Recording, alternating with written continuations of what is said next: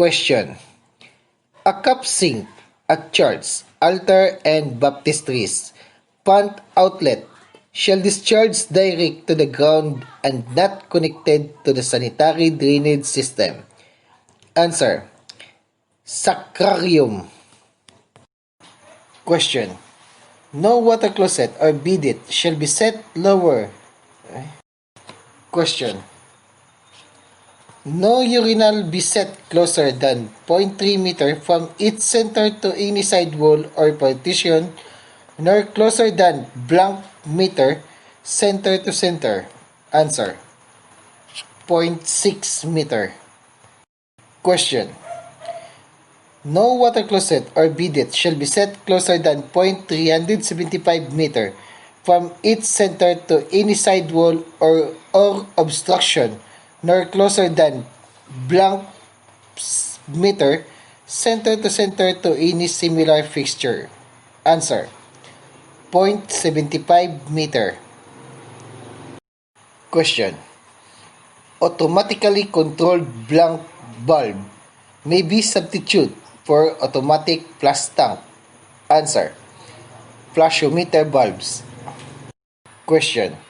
No manually controlled flushometer bulb shall be used to flush more than one urinal, and each such urinal blank shall be approved self-closing type discharging a predetermined quantity of water. Answer. Flushometer bulb. Question. In no case shall any dam or threshold be less than blank millimeter nor more than 228 millimeter in deep, with measured from the top of the dam or threshold to the drain. Answer. 51 mm. Question. Floor drain shall be considered plumbing fixtures, and its drain shall be provided with an approved type and hinged strainer plate having the sum of the area of the small hole of the strainer plate or gross waterway is equivalent to the cross-sectional area of blank. Answer. Tailpiece. Question. Threshold shall be sufficient width to accommodate a minimum of blank millimeter wide door. Answer. 559 meter. Question. The finished floor of the receptor shall slope uniformly from the side toward the drain, not less than blank or more than blank. Answer. 2% or 20 mm or more than 4% or 40 mm per meter. Question. All shower compartment, regardless of shape, shall have a minimum finished interior area of 0.6 square meter and shall also be capable of encompassing blank millimeter diameter in circle. Answer. 762 millimeter diameter circle. Question. All shower compartment, regardless of shape, shall have a minimum finished interior area of blank square meter. Answer. 0.6 square meter. Question. Shower receptor built directly on. Answer. Ground. Question. When shower receptor built blank, the subfloor and the rough side of wall to the height of no less than 76 mm above the top of the finished dam or threshold shall be first lined with sheet lead or copper or with other durable and watertight material. Answer. Built above ground. Question. Shower receptor shall be watertight and shall be constructed from approved type dense, non-absorbent, and non-corrosive materials. Its receptor shall be adequately reinforced, provided with an approved plunge door drain designed to make watertight joint in the floor, and shall have smooth, impervious, and durable surfaces? Answer. Built directly on the ground. Question. Limit stop shall be provided on such bulb and shall be adjusted to deliver hot water with maximum temperature of answer 48.88 degrees Celsius. Question.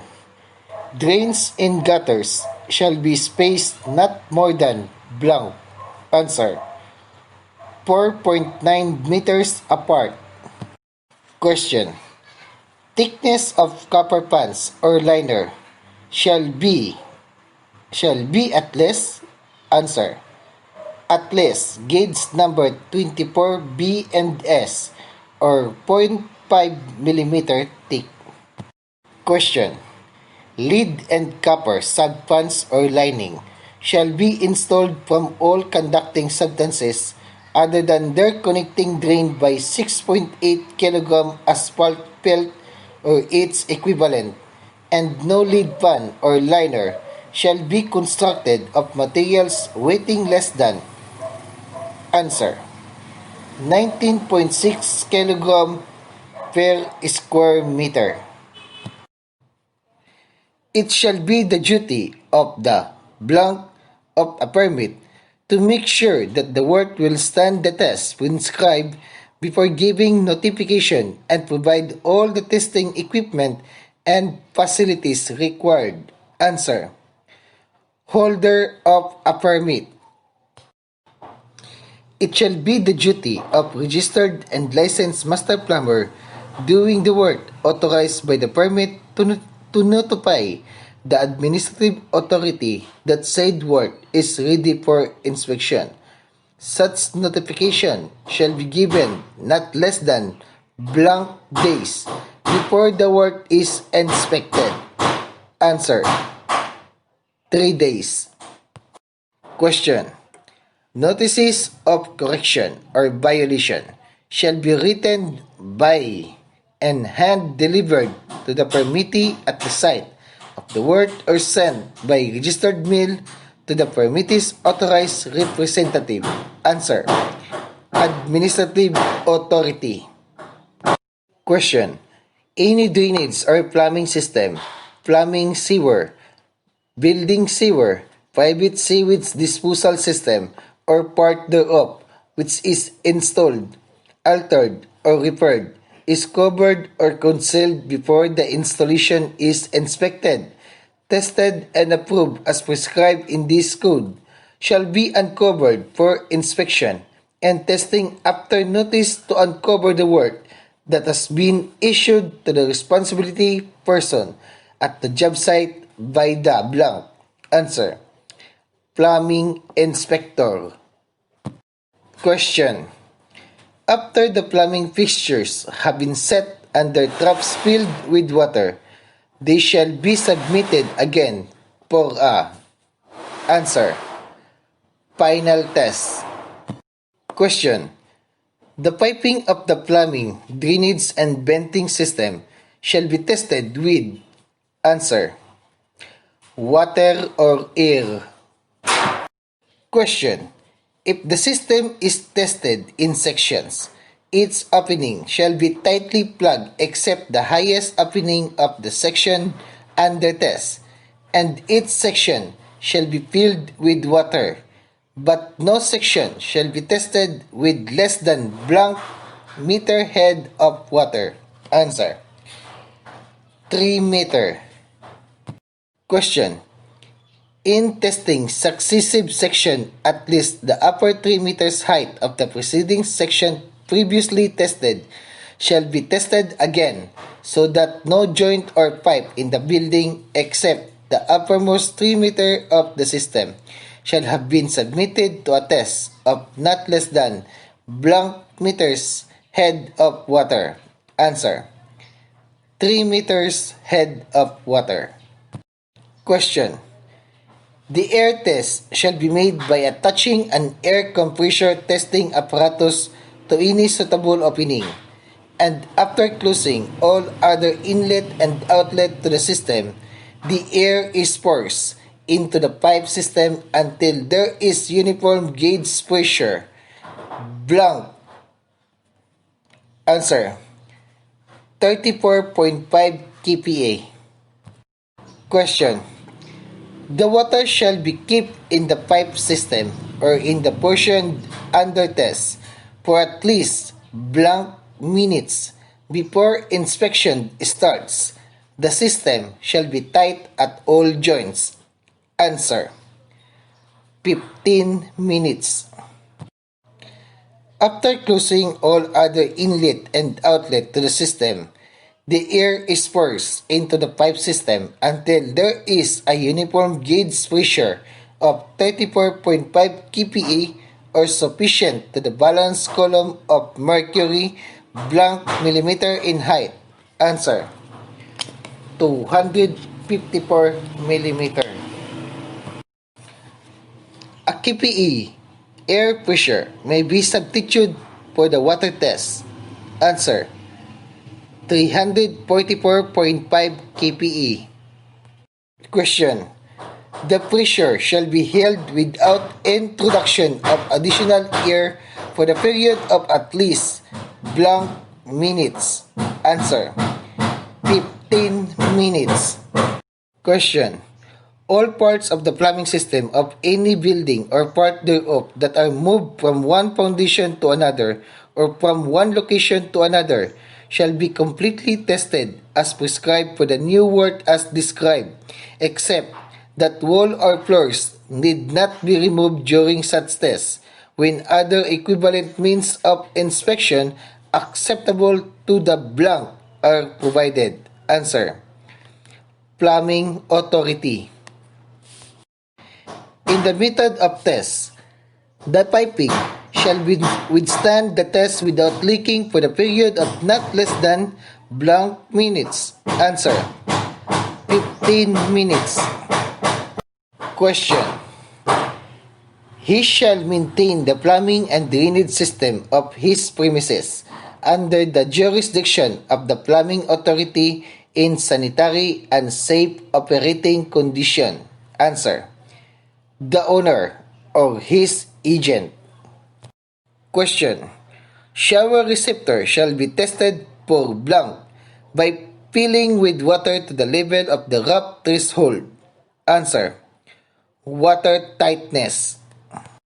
Question: whenever compliance with all the provisions of this code fail to eliminate or alleviate a nuisance or any other dangerous or insanitary condition which involve healthy or safety hazard, the blank shall install such additional plumbing and drainage facilities or shall make such repair or alteration as may be ordered by the Plumbing Authority.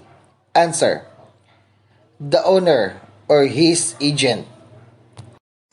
Question: each plumbing fixture shall be provided with an adequate supply of potable running water, so arranged as to flush and keep same in clean and healthful condition without danger of.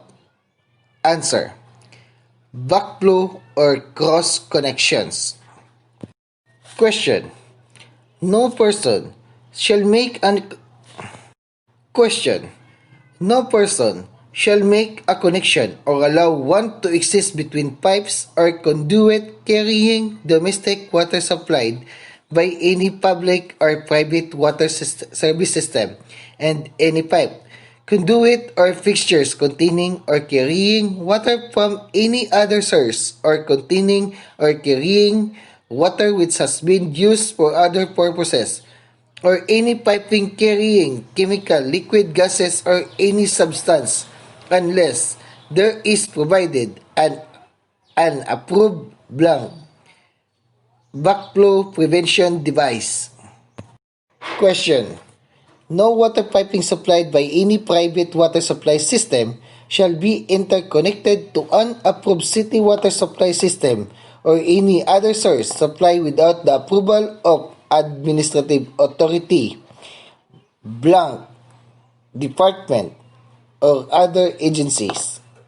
Answer: Health Department. Question.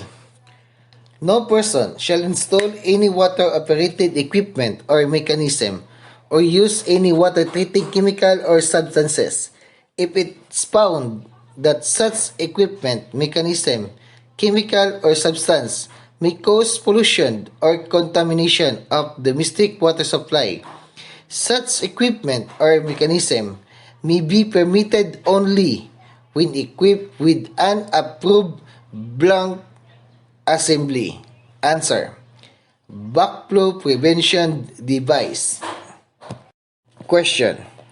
Consists of two independently acting internally or externally loaded check valve for properly located test cocks with connector and two isolation gate valves. Answer. Double check valve backflow prevention assembly or DC. Question. Consists of the body, a checking member, and atmospheric opening. Answer. Atmospheric vacuum breaker or AVB.